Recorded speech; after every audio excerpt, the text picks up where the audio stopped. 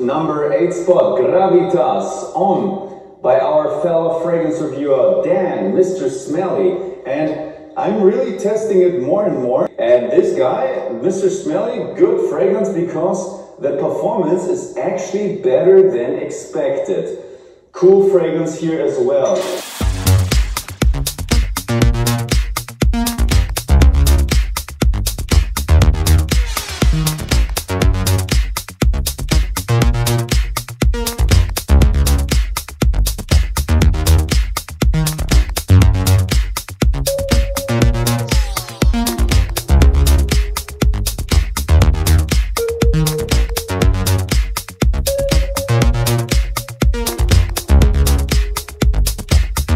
Hello everyone, welcome back. So today we're going to be having a look at my top 5 guilty pleasure fragrances. Shh, don't tell anyone I like these, I'm not exactly proud of it.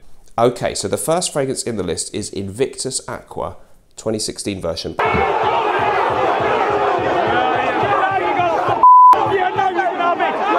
By PACO RABANNE. Now what do I mean by guilty pleasure fragrances? I'm talking about fragrances, well, for me, they're ones that don't go with what I'm normally known for liking, and I don't exactly somehow feel proud that I say I like them, okay? So I've kind of maybe typecast myself a bit as the person who likes old school classic fragrances, gentlemanly scents, grown up, dignified, mature kind of scents that are classy, all that kind of stuff. And I do really love all of those things, but I've got quite a few in my collection that I do enjoy wearing and smelling, and that really don't fit in with that image at all. And perhaps this is a great place to start. Invictus Aqua then, this is the 2016 version.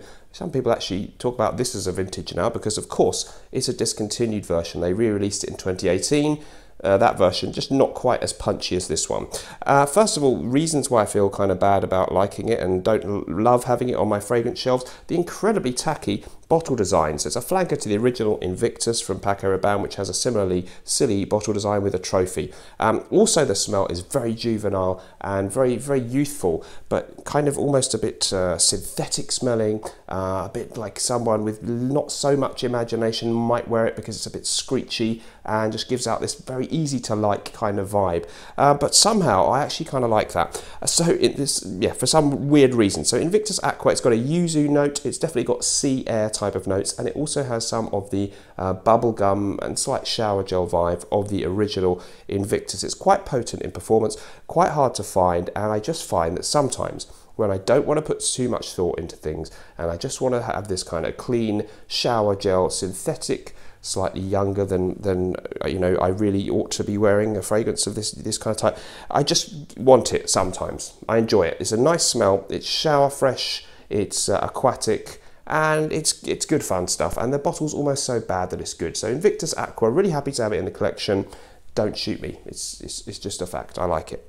By the way, don't forget I've got a code SMELLY10 which gets you 10% off at Executive Shaving. There's a link for them down below. It's a great shaving site. They ship fragrances and they've got a lot of really good affordable fragrances. They ship those to the UK and the EU. The code SMELLY10 gets you 10% off. For example, a really good new one on there is LOMOND, which they've kindly sent me, a great sort of fougere scent, similar but not a clone of, but definitely similar vibes and similar quality, I must say, to the original Gravitas Pour Homme from Yves Saint Laurent, so check that one out. So that, of course, not a guilty pleasure. This one, though, definitely is MUKHALLAT by MONTALE. Well, you just knew that was going to happen. That was going to happen. So even people who like gourmands or like the House of MONTALE, some of them on Fragrantica have said this one is just taking things a bit too far. It's been described as like a sweetie shop, a candy store in your local mall. It's been described by one person, I think, online as smelling like the inside of a young girl's handbag who has very little imagination.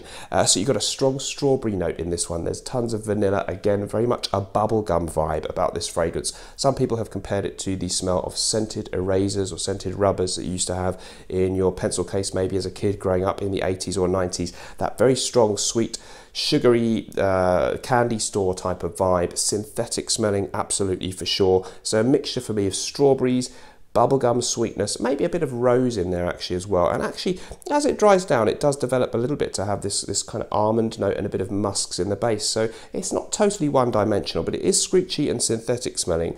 And sometimes, you know, I don't always feel that I want to smell or wear another fougere fragrance or another classic citrus, aromatic or chypre scent with all that greenness and that bitterness. Sometimes, you know, you just fancy a dessert, don't you? Sometimes you just fancy an ice cream, and when you're in that kind of olfactory mood, I like MUKHALLAT, and I actually, you know, when I go for a gourmand, sometimes I want it to be basic and stupid smelling, and I want it to smell like some kind of Airheads handbag. I don't know why, but I like MUKHALLAT. I enjoy wearing it occasionally, and I don't think it would actually be a terrible look or a terrible smell for me to go out, even dressed like this, and wear MUKHALLAT just for a change. You can do anything you want with fragrances, so we're calling it guilty pleasures, but don't feel guilty about whatever you like. I'm happy to admit, well, yeah, I guess just about happy to admit, I really like MUKHALLAT from MONTALE. Okay, my next choice is ARMAF's Club de Nuit Intense Man. That's disgusting!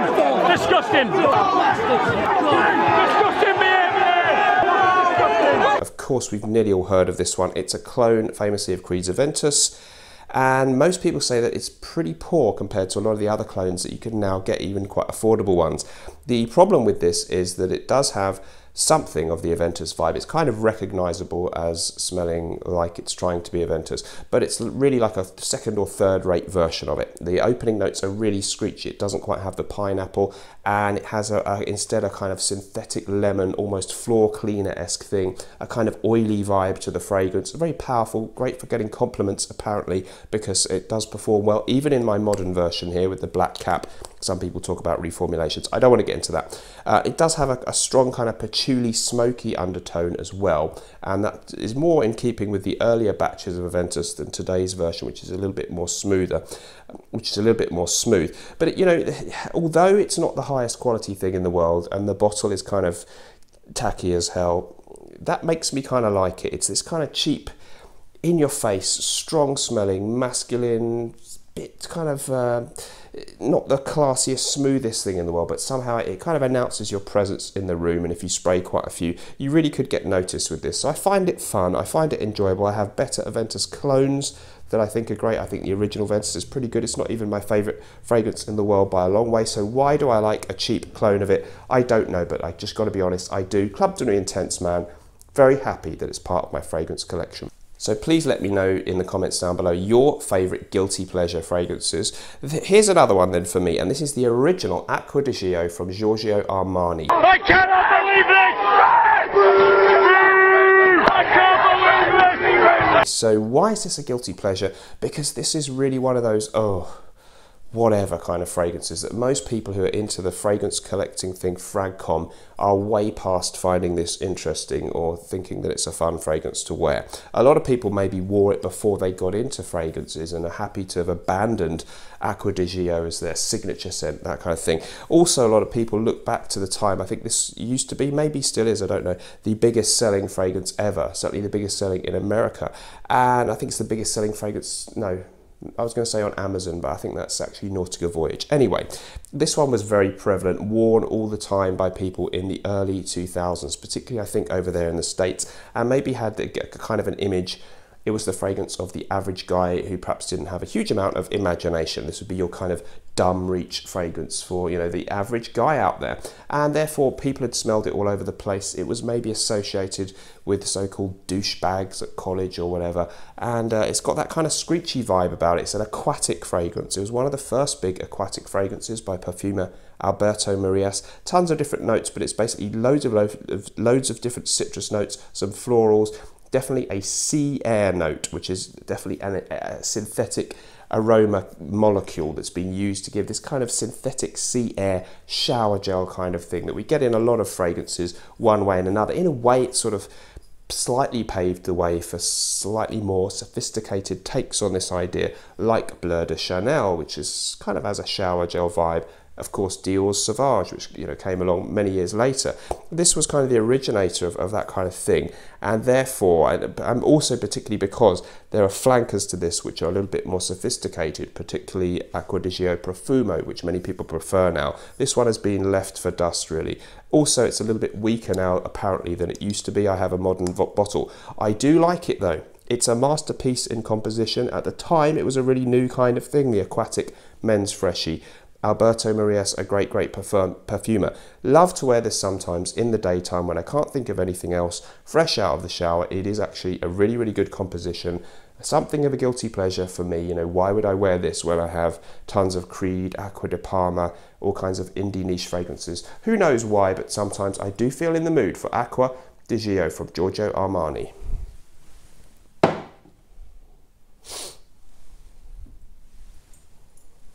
Okay, so it's the final selection in the list. By the way, if you want to see a continuation of this list, I'm going to do 4 or 5 more over on my Patreon group. There's a link in the description to join that. You get an extra video there every week for just $2 a month, and the follow-on to this video will be this week's exclusive Patreon video. Follow the link if you'd like to sign up. I'll see you in there, hopefully. The last one in this list then, Brut from Fabergé.